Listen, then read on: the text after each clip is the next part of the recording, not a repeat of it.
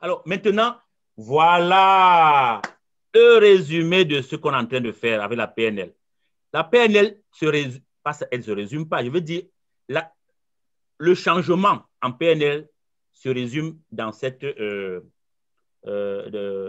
diapo que vous avez devant vous. L'état présent, c'est la situation actuelle dans laquelle tu es et que tu veux changer. L'état désiré, c'est ce que tu veux changer.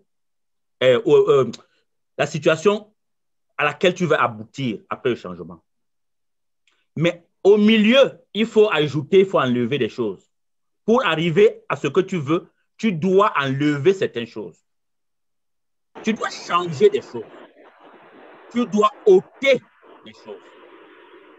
Tu dois ajouter d'autres choses. Au niveau de mon comportement, je dois ôter des choses, je dois ajouter d'autres choses. Au niveau de mes capacités, je dois ôter des choses, je dois ajouter des choses. Au niveau de mes croyances, peut-être qu'il y a des croyances limitantes où on m'a dit que, écoute, ne rêve même pas. Un Africain ne peut pas devenir directeur général dans une entreprise au Canada. C'est une croyance qu'on m'a vendue. Mais quand je vais arriver au niveau de sous-directeur, je vais me contenter de ça parce que je vais dire que de toute façon, je suis quand même le seul Africain qui est sous-directeur. Parce qu'on m'avait dit qu'un Africain ne peut pas devenir directeur. Mais si je ne n'achète pas cette croyance, je peux enlever cette croyance et je travaille maintenant pour devenir directeur. Et je vais devenir directeur. Il y a des gens qui m'avaient dit qu'un noir ne peut pas être pape. Et il a des arguments très objectifs. Je lui ai dit, waouh, c'est ta croyance. Jusqu'à il y a quelques temps, quand j'étais enfant, on nous disait que les papes sont les Italiens. Jean-Paul II est venu, on dit, OK, c'est les Européens. Après François vient, on dit, bon, c'est les Blancs. Tu vois, on va tout changer comme ça, on va tout changer. Jusqu'au jour où on va tomber sur les Noirs. Parce que les gens ne veulent pas s'autoriser. Ils ne veulent même pas s'autoriser. Ce qui leur fait peur, c'est leur puissance, c'est leur lumière, comme Mandela disait. On n'arrive même pas à rêver qu'on peut m'arriver à ça. On n'arrive même pas à rêver. Même pas. Et dans nos cultures, parfois on nous dit, dans nos coutumes, dans nos villages, on nous dit ne rêve même pas. Moi, on me disait ça. On me disait, Cyril, tu rêves trop. Ne rêve même pas. Tu n'arriveras pas. Ne rêve même pas. Mais moi, tous les rêves que j'ai eus, je les ai réalisés. Et je continue à avoir d'autres. Chaque année, j'ajoute des rêves dans mes rêves. J'ajoute d'autres rêves. Et je me suis rendu compte que c'est souvent ici dans nos têtes. C'est comme ce que vous avez lu hier, l'âne. L'âne qui est là, il n'est même pas attaché, mais il croit que tu es attaché. Les chaînes sont là-dedans. Et la PNL vient nous déchaîner. C'est pour ça que, chers collègues, moi, je rêve qu'en Afrique, les PNL soient partout. Partout. Dans toutes les familles qui est au moins PNListe. Pour moi, un PNListe est beaucoup plus important que quelqu'un qui a un doctorat dans une famille. Parce que le doctorat profite à l'individu. Mais la PNL profite d'abord à l'individu et à sa communauté. Je rêve que dans chaque famille africaine, il y ait un PNListe. Dans chaque village en Afrique, il y a un PNListe. Ça nous aide énormément. Nous en avons plus besoin que d'autres qui le font juste pour être des coachs et gagner de l'argent. Moi, même si je ne gagnerais pas de l'argent avec la PNL, faire ce qu'on fait là, pour moi, c'est beaucoup plus important que gagner de l'argent. Donc, voilà, il y a des choses que vous devez enlever, des choses que vous devez ajouter pour atteindre votre objectif. Il y a des ressources que vous devez mobiliser pour atteindre vos objectifs. Et soyez-en sûrs, les premières ressources à mobiliser, c'est d'abord à l'intérieur de vous-même. D'abord à l'intérieur de vous-même.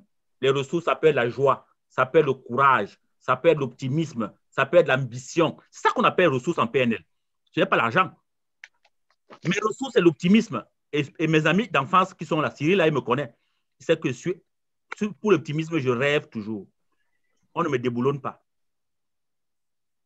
Je suis optimiste. Je me dis toujours que si une personne l'a fait dans la vie, cette personne, c'est moi. Si une personne a réussi à faire quelque chose dans la vie, cette personne, c'est moi. Et je pense que tout le monde peut le faire aussi. Si une seule personne est capable de le faire, c'est que je peux le faire. On peut le faire. Et ça, c'est très important pour nous. Et les ressources, il y a les ressources matérielles, les ressources immatérielles, les ressources émotionnelles, les ressources psychologiques, les ressources intellectuelles, les ressources sociales, les ressources spirituelles. Et ça, c'est très important, les ressources spirituelles. Parce que les ressources spirituelles viennent parfois consolider nos valeurs, viennent consolider nos croyances. On a besoin de toutes ces ressources. Maintenant, les ressources matérielles ne sont que la conséquence des autres ressources. Puisque l'argent a été inventé, donc on a d'abord pensé à l'argent avant de l'avoir. On n'a pas l'argent avant de penser. On pense d'abord avant de l'avoir. Les philosophes nous disent, les philosophes qui sont là, Platon et Aristote, la différence c'est quoi? C'est que Platon, lui, c'est d'abord les idées.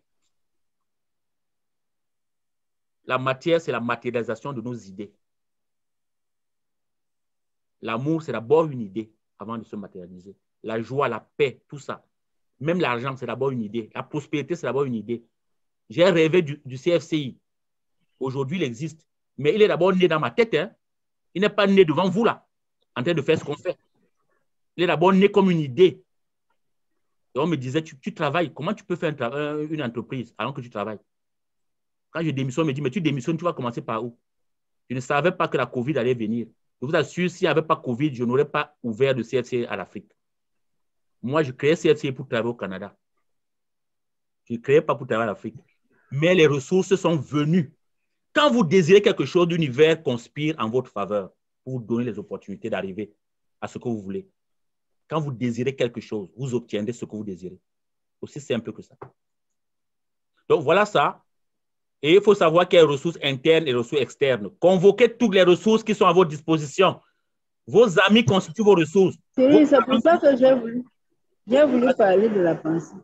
Vas-y, Louis, vas-y. C'est-à-dire que c'est pour ça que j'ai voulu parler de la puissance de la pensée. Tu parles de la puissance de la pensée. Et quand on écoute, j'écoute beaucoup Louise Hay qui nous ramène toujours à ça.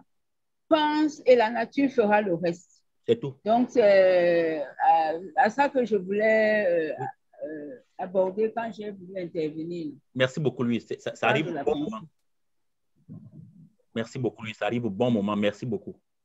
La puissance de la pensée. La puissance de la pensée. Et c'est ça. Donc, chers collègues, c'est vraiment ça. Moi, nous sommes là en train de faire le développement personnel. Ce n'est pas la motivation que je fais, c'est le développement personnel. Je vous donne des choses factuelles. Là. Si tu penses à quelque chose, et c'est pas, Jésus ne dit pas autre chose, hein. Il dit, si tu crois vraiment, si tu as la foi, même si elle est petite comme ça, là, tu vas dire à cette montagne, bouge là, elle va bouger. La preuve, ses amis, ils étaient sur la barque avec lui. Jésus dormait.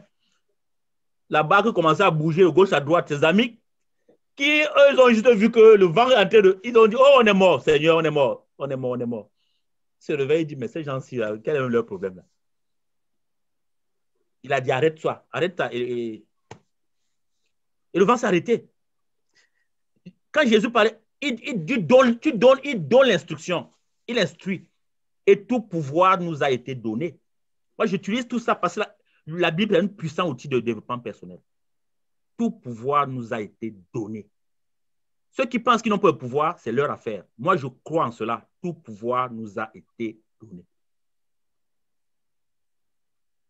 On l'a. Maintenant, qu'est-ce qu'on va en faire? Il y en a qui prennent, ils disent à quelqu'un, pardon, prends, ce n'est pas pour moi, je ne suis pas digne de ce pouvoir-là. OK. Si vous n'avez pas besoin de votre pouvoir, donnez-le-moi. C'est nous qui fabriquons nos dictateurs. C'est nous qui fabriquons nos dictateurs. Parce que nous leur donnons tous nos pouvoirs. Même dans nos familles. Premier, la peur. Dictateur, c'est nous qui l'avons fabriqué, dictateur. Oui, Michel. C'est vrai, mais le premier dictateur chez nous, c'est la peur. C'est la peur, exact. C'est la peur. La peur.